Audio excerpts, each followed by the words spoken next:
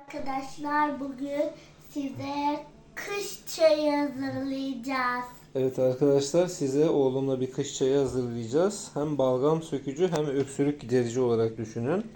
Önümüzü sayalım mı oğlum? Hadi. Say bakalım. Kekik, meyan kökü, beyaz kök, zencefil, zencefil, nane, nane, ıhlamur ve bal. ve var. Şimdi at babacığım çaydanlığın içine. Önce bunu var. Evet, at bakalım. Kekiğimizi at. Meyan kökümüzü de at içine.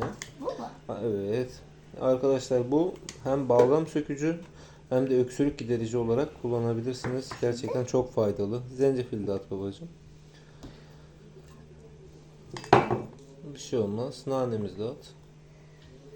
Ihlamuru da at içine. Çok güzel. Balı da at. Bana verelim. Hı hı. At bakalım. Tut sen. Ben tut. Korkuyorum düşer diye. Tamam, şeyin içine tut. Çok güzel. Şimdi arkadaşlar bunu demleyeceğiz. Sonra demlemeye bırakacağız.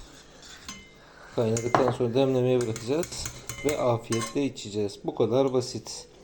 Değil mi oğlum? Evet. Herkese afiyet olsun. Bana bak. Bay bay yap. Bu kadar basit. İçerken görüşürüz.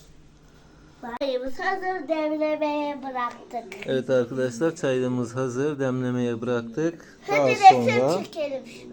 Baba. içeceğiz. Bize afiyet olsun. Öksürüğünüz varsa, balgamınız varsa balgama, öksürüğe son.